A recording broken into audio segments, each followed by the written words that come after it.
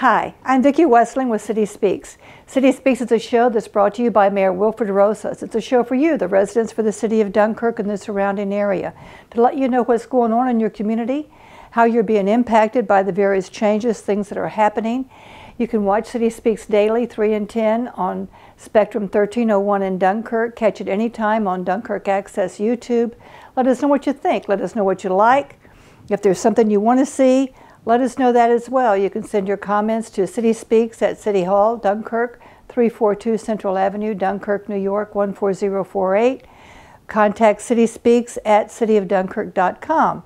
So after saying all of that, we have a very important person here today. He's going to tell us a little bit about what's going on from a chamber's point of view, because we have Todd Tranum. Todd is the president and CEO for the Chautauqua County Chamber, also for the executive director of the Manufacturers Association for the Southern Tier. So you are a busy man.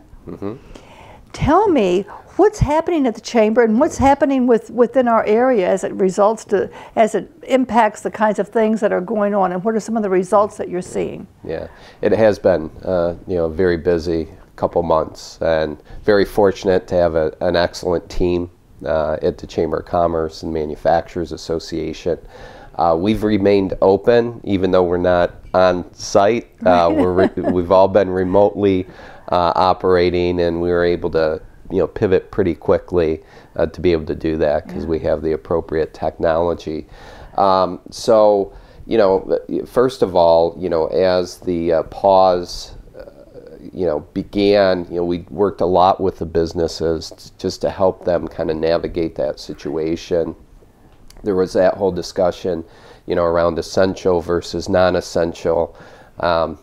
We really don't like that terminology because we like to think all businesses are essential, but that was the playing field, and certainly we worked with a lot of our members and non-members. By the way, we've worked with all businesses through this challenging time that needed help and support, because we felt it was important, as well as highlighting those businesses that remained open. That's been part of our strategy. As you know, a lot of our restaurants remain open for curbside pickup and delivery, and we did a lot to help promote them through the county chamber as well as at the community level. Our community chambers have done a really nice job through social media and just helping support these local businesses.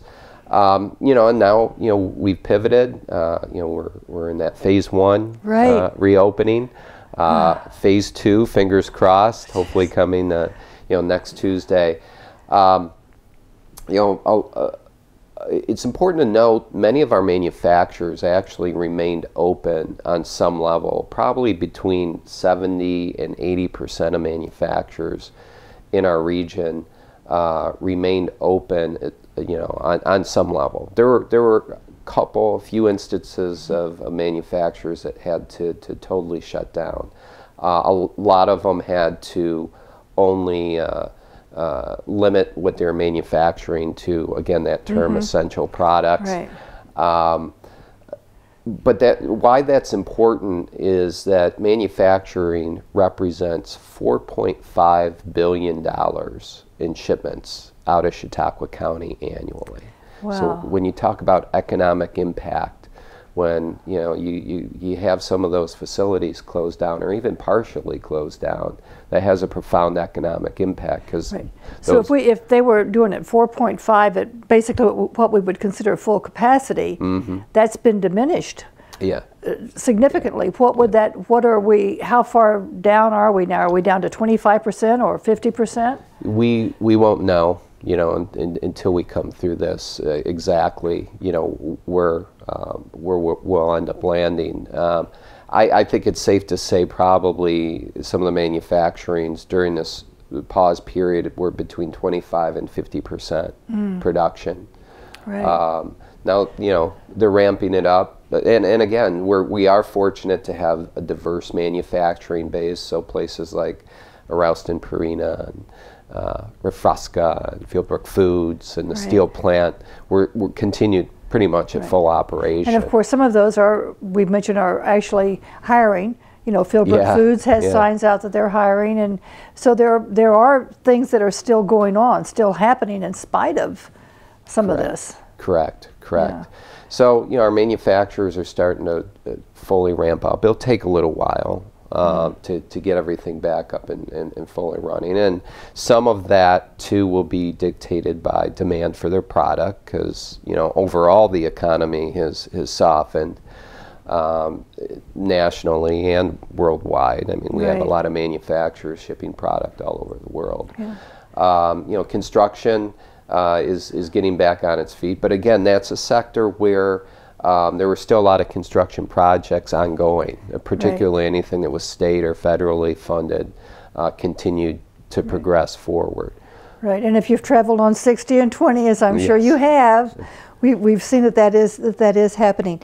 You're also doing some things at the Chamber. You've got the special breakfasts and coffee and things like that to bring people together. People can call in. Tell us a little bit about that.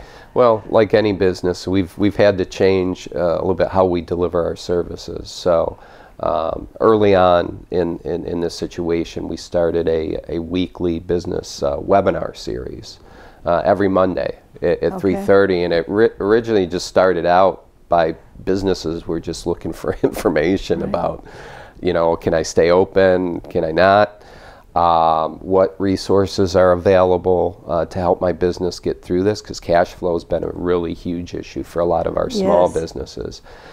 So it's been a forum where we've brought in experts and people who have the knowledge and understand those resources, whether they were available through the federal or state level.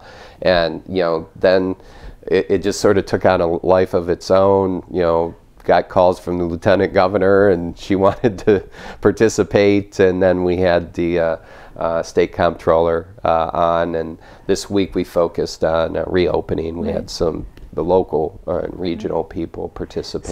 So with this webinar, can individuals, businesses, owners call in and have questions or make comments and get information back on the webinar? How do they do that? Yeah, that's a great question. So the systems we use have the ability to ask questions while we're doing the sessions.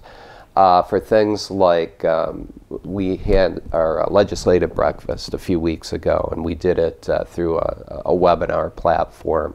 Some of the questions we collected ahead of time, but then we were also collecting questions live during the session. We have our county executive breakfast coming up. It'll be the same format. You know, we'll be online collecting questions ahead of time, but also able to answer questions during the session. How would someone, do you have the web address or a contact number for people? How would they contact you to say they wanted to participate? So businesses can go to chautauquachamber.org. And there's a registration process for these events. So businesses, chautauquachamber.org. chautauquachamber.org for businesses. What about the private individual who might have a question? Or would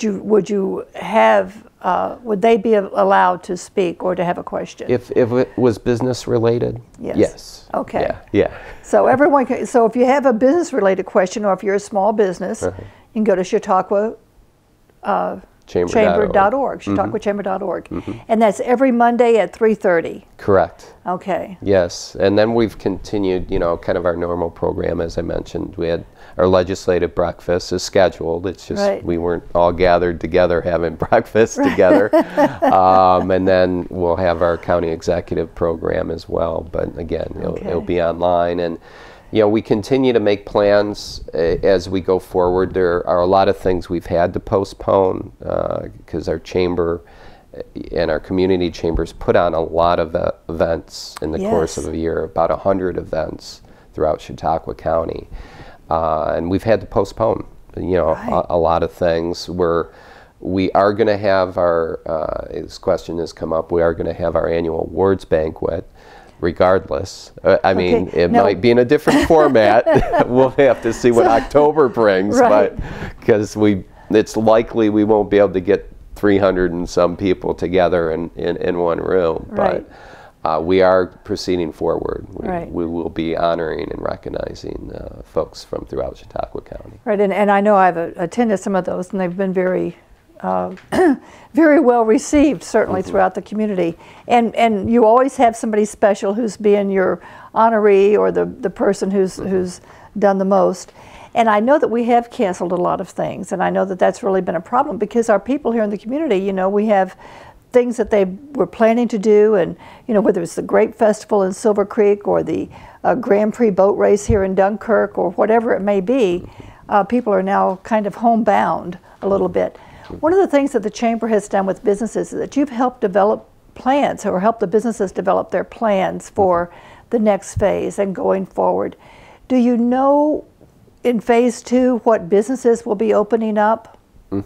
Okay. Yeah, so as it relates to the helping businesses put together plans, you know, we worked with County Economic Development, Jamestown Community College, the Visitors Bureau, and we took a sector-by-sector approach, and this was ahead of the state coming out with their guidelines. We anticipated what some of the questions may be.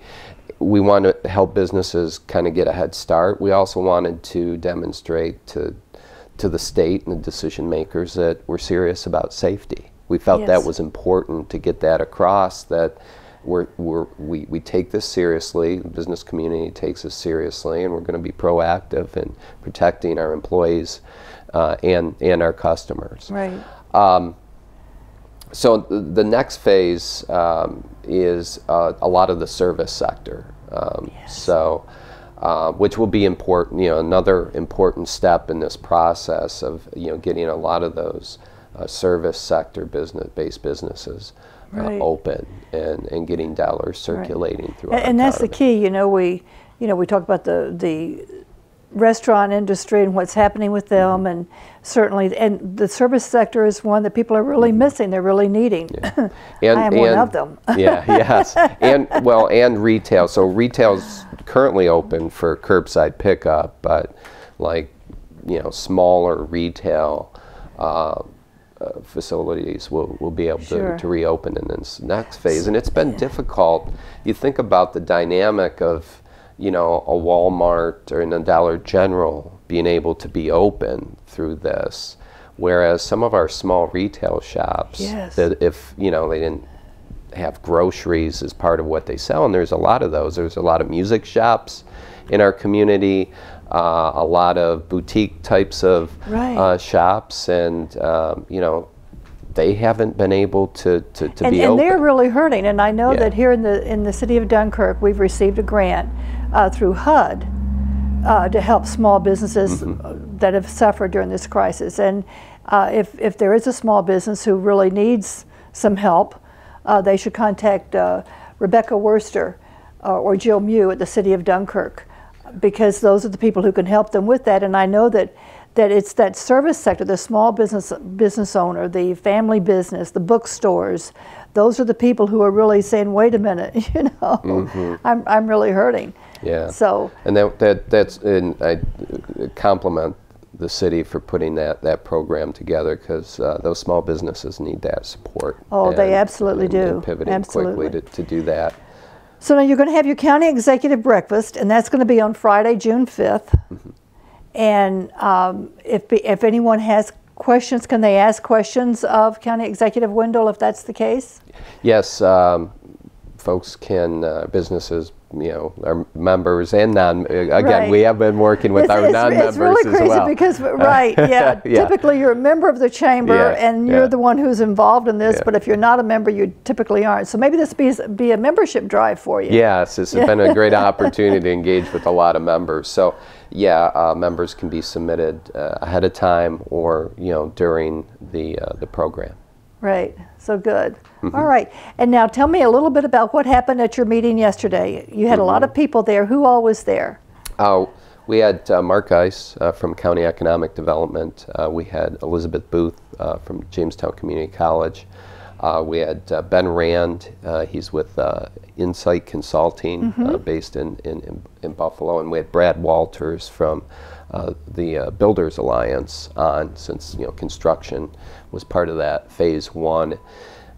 You know, and it was an opportunity just to reiterate to the businesses some of the steps they need to go through, and that's one of the messages we've been trying to get out to the businesses, is they do need to get online and certify, as their business sector is opening. There's a process through forward.ny.gov where the businesses need to go in and actually read through some of the guidance, affirm that they've read it, and affirm that they'll put a plan in place. Mm-hmm. Now, they don't have to submit their plans to the state, but the plans are very important. They have, for a couple reasons. Number one, it's the right thing to do. Right. And it's a good tool to help communicate with your employees and your customers about the safety precautions you're taking. And things happen, you want to make sure you're prepared. Number two, the state requires it. So if there was a state inspection, they would look for that plan. So it's important that the businesses, put those plans in place. There is so much going on, and you have really, and I know because we've talked, you are so busy. You have so many things happening because there are a lot of things happening here within our county and within our area that you're involved in. So, the Chamber's doing a great job. You need to be able to, into businesses who want information, need information, contact ChautauquaChamber.org. Is that correct? Yes, or give us a call at 366-6200. Okay, 366-6200 or ChautauquaChamber.org. And I'm sure that you, Todd and his team will be available to help. Mm-hmm. Absolutely. And it is, while the Chamber really does represent members, there are members who are of the Chamber. Like you said, really, we're all in this together. And so if you're not a member of the Chamber today, but you still have a question, certainly go ahead and give a call. So. Mm-hmm. Well, Todd, thank you so much. Thank you. This has been very, very informative, and I know it's something that our people need to hear and our businesses need to hear. And we're all anxious and ready for our economy to open up again. It's one thing to be social distancing and self-quarantine, but it would be great to be out in the community again. So. Yeah, and thanks for the opportunity to be here, and to the viewers out there, just want to encourage you to continue to be diligent. Be safe.